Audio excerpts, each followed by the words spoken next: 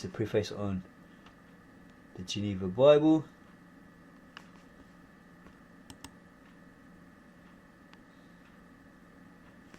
And this preface continues. So it's in the Old English, and we're not going to bother trying to read it with utter stutter and screw it all up, right? Most of the Marian exiles, or those Englishmen who left England rather than be burned at the stake by Bloody Mary Tudor, one, right, or Queen Mary, settled in places like Frankfurt and Strasbourg.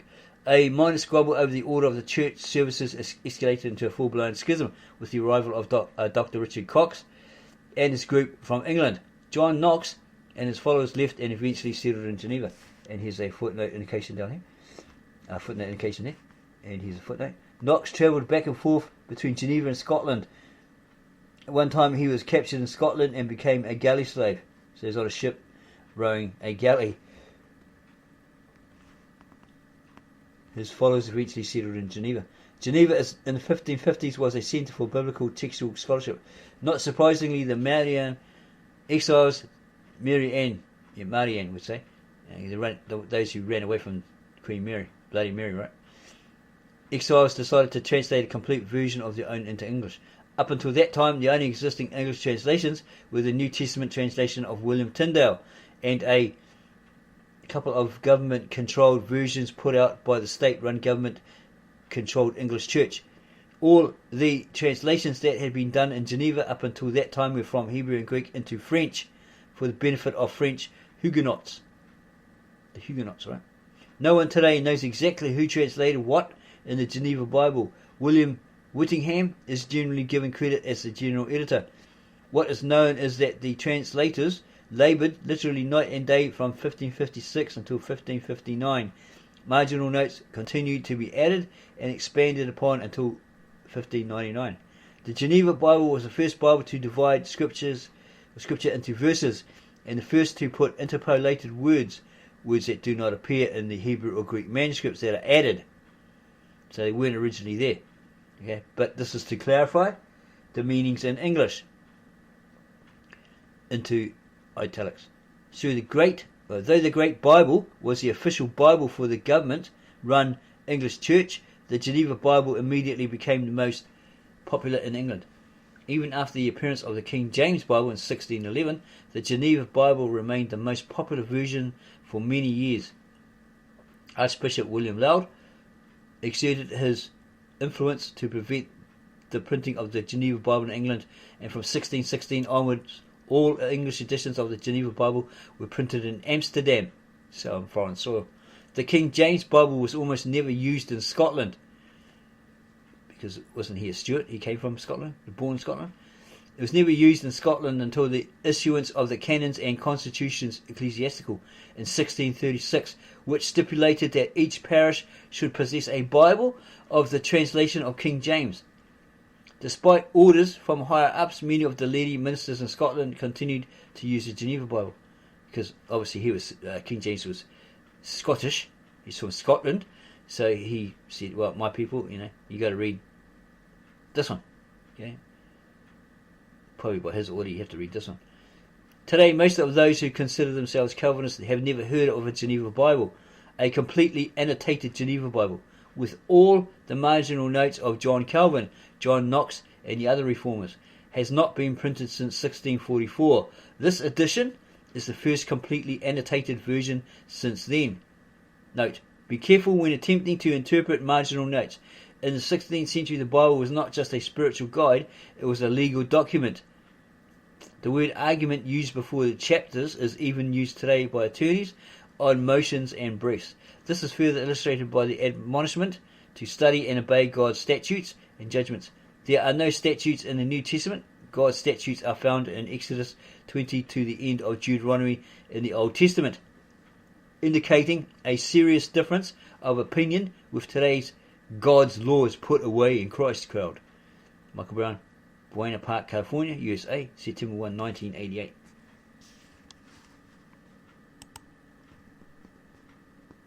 Introduction to that facsimile edition. For the last 3 centuries, Protestants have fancied themselves the heirs, or the heads, or the chiefs or the, if you want to put it this way, the chosen ones of the Reformation, the Puritans, the Calvinists, and the Pilgrims who landed at Plymouth Rock. It's those who went to the US probably and landed there at Plymouth Rock. This assumption is one of history's greater ironies. Today's Protestants labouring under that assumption use the King James Bible. Most of the newer Bibles, such as the Revised Standard Version, are simply updates of the King James. So maybe they've been revised, rewritten, reprinted, republished, and put out there. The irony is that none of the groups named in the preceding paragraph used a King James Bible, nor would they have used it if it had been given to them free. The Bible in use by those groups until it went out of print in 1644 was the Geneva Bible.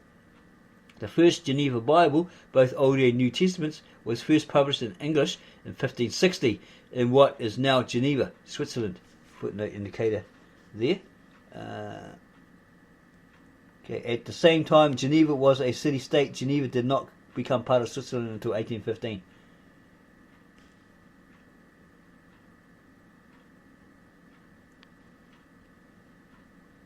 William Shakespeare, John Bunyan, John Milton, the Pilgrims who landed on Plymouth Rock in 1620, and other luminaries of that era used the Geneva Bible exclusively.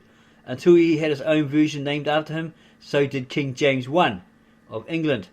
James I later tried to disclaim any knowledge of the Geneva Bible, though he quotes the Geneva Bible in his own writings. As a professor, Edie reported it, his, or King James' virtual disclaimer of all knowledge up to a late period of the Genevan notes and version was simply a bold, unblushing falsehood, a clumsy attempt to sever himself and his earlier Scottish beliefs and usages that he might win favour with his English churchmen, those of Church of England probably.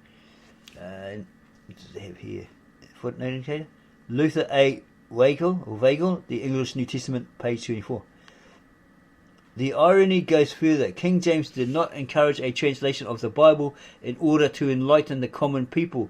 His sole intent was to deny them the marginal notes of the Geneva Bible. The marginal notes of the Geneva version were what made it so popular with the common people. It probably explained it a lot better, in those margins, so they fully understood it. The King James Bible was and is for all practical purposes a government publication. There were several reasons for the King James Bible being a government publication. First, King James I of England was a devout believer in the divine right of kings, a philosophy ingrained in him by his mother, Mary Stuart. Mary Stuart may have been having an affair with her Italian secretary, David Rizzio, at the time she conceived James. There is a better than ever chance that James was a product of adultery. Okay, and here's a footnote below. GPV, Eric Jacobine Pagans, page 6. Apparently enough evidence of such conduct on the part of Mary Stuart and David Rizzio existed to cause various Scot nobles, including Mary's own husband, King Henry, to drag David Rizzio from Mary's supper table and execute him. The Scot nobles hacked and slashed at the screaming Rizzio with knives and swords, and then threw him off a balcony to the courtyard below, where he landed with a sickening smack. In the phrase of that day, he had been scotched. So, would a scotched egg be one that's been smacked? Like very chopped up and mangled, that sort of thing. Maybe. Scotched egg. Mary did have affairs with other men, such as the Earl of Bothwell. She later tried to execute her husband in a gunpowder explosion that shook all of Edinburgh. King Henry survived the explosion, only to be suffocated later that same night. The murderers were never discovered. Mary was eventually beheaded at the order of her cousin, Elizabeth I of England. So was that Mary Stuart? Must have been. To such individuals as James and his mother Mary, the divine right of kings meant that since a king's power came from God, the king then had to answer to no one but God.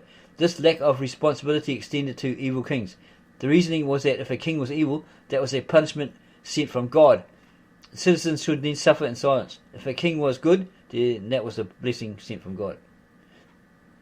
This is why the Geneva Bible annoyed King James I. So that's the one that annoyed him. Maybe he wanted to rewrite. The Geneva Bible had marginal notes that simply didn't conform to that point of view. Those marginal notes had been, to a great extent, placed in the Geneva Bible by the leaders of the Reformation, including John Knox and John Calvin. Knox and Calvin could not and cannot be dismissed lightly, or their opinions passed off to the public as the mere ditherings of dissidents. First notes such as, when tyrants cannot prevail by craft, they burst forth into open rage. Note 1 Exodus 1:22 really bothered King James. Second, religion in James's time was not what it is today. In that era, religion was controlled by the government. If someone lived in Spain at that time, he had three religious choices. 1. Roman Catholicism. 2. Silence. Or 3. The Inquisition. The third option was reserved for heretics, or people who didn't think the way the government wanted them to. To governments of that era, heresy and treason were synonymous. England wasn't much different. From the time of Henry VIII on, an Englishman had three choices. 1. The Anglican Church. 2. Silence. Or 3. The rack, burning at the stake, being drawn and quartered, or some other form of persuasion. The hapless individuals who fell into the hands of the government for holding religious opinions of their own were simply punished according to the royal whim. Henry VIII, once he had appointed himself head of all the English churches, kept the Roman Catholic system of bishops, deacons, and the like for a very good reason.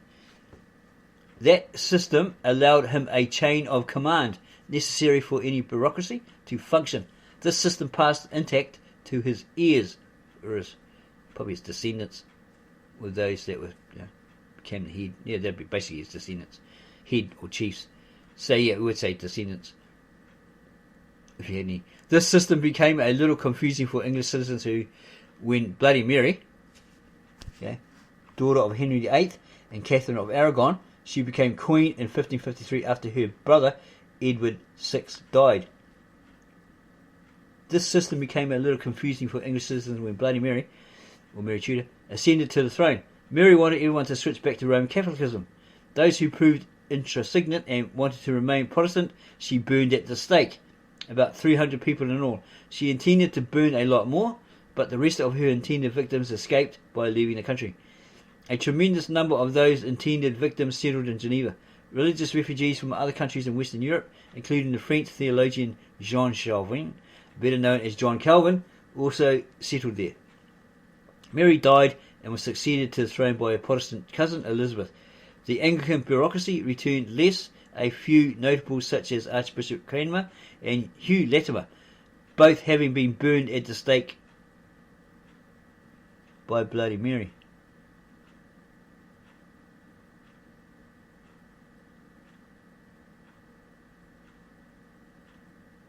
In Scotland, John Knox led the Reformation. The Reformation prospered in Geneva. Many of those who had fled Bloody Mary started a congregation there. Their greatest effort and contribution to the Reformation was the first Geneva Bible. More marginal notes were added to later editions. By the end of the 16th century, the Geneva Bible had about all the marginal notes there was space available to put them in. Geneva was an anomaly in 16th century Europe. In the days of absolute despotism and constant warfare, Geneva achieved her independence primarily by constant negotiation, playing off one stronger power against another. While other governments allowed lawyers to drag out cases and took months and years to get rid of corrupt officials, the city of Geneva dispatched most civil and criminal cases within a month and threw corrupt officials into jail the day after they were found out. The academy that John Calvin founded there in 1559 later became the University of Geneva. Religious wars racked Europe. The Spanish fought to restore Roman Catholicism to Western Europe. The Dutch fought for the Reformation and religious freedom. England, a small country with only 4.5 million people, managed to stay aloof because of the natural advantage of the English Channel. So they basically stayed safe, staying out of it, not really attacked. Yeah, because they had this vast ocean surrounding them, right? This English Channel. The Dutch declared religious freedom for everybody. Amsterdam became an open city. Footnote indicated there. In those days, an open city was one in which the inhabitants were allowed to believe in or print what they preferred. English Puritans arrived by the boatload. The 1599 edition of the Geneva Bible was printed in Amsterdam and London in large quantities until well into the 17th century. King James, before he became James I of England, made it plain that he had no use for the Dutch rebels who had rebelled against their Spanish king. Another of the ironies left us from the 16th century is that freedom of religion and freedom of the press did not originate in England, as many people commonly assume today. Those freedoms were first given to Protestants by the Dutch, as the records of that era plainly show. England today does not have freedom of the press the way we understand it. There are things in England such as the Official Secrets Act that often land journalists in jail. England was relatively peaceful in the time of Elizabeth I. There was the problem of the Spanish Armada, but that was brief. Elizabeth later became known as Good Queen Bess, not because she was so good, but because her successor was so bad. Elizabeth died in 1603, and her cousin James Stuart, son of Mary Stuart, who up until that time had been King James VI of Scotland, ascended the throne and became known as King James I of England. James ascended the throne of England with the divine right of kings firmly embedded in his mind. Unfortunately, that wasn't his only mental problem.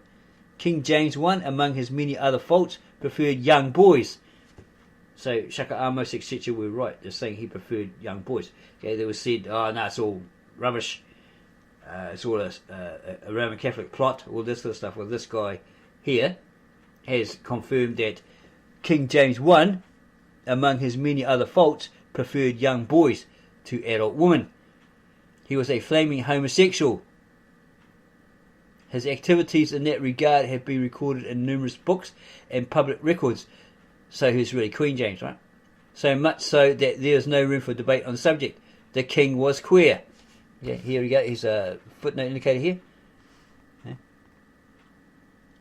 Otto J. Scott, James I. Passam. Okay. The king was queer. The very people who use the King James Bible today would be the first ones to throw such a deviant out of their congregations. Surely they would, yes. Stephen Anderson, yep, chuck him up. The depravity of King James I didn't end with sodomy. James enjoyed killing animals. He called it hunting. If you do it just for sport, yeah, okay. If you do it to eat, a little different. Once he killed an animal, he would literally roll about in its blood. Weirdo. Some believe that he practiced bestiality while the animal, oh my gosh, what, lay dying. Are these true, or it's just hearsay? Well, according to this guy, it's actually true. This writer, it's true. James was a sadist as well as a sodomite. He enjoyed torturing people. Well, he liked the idea of witch burning, because he wrote that book, didn't he? The Witch Hunter's Guide, or manual, something like that. While King of Scotland in 1591, he personally supervised the torture of poor wretches caught up in the witchcraft trials. There you go. The witchcraft trials of Scotland. James would even suggest new tortures to the examiners. One witch, Barbara Napier, was acquitted. That event so angered James that he wrote personally to the court on May 10, 1591, ordering a sentence of death, and had the jury called into custody.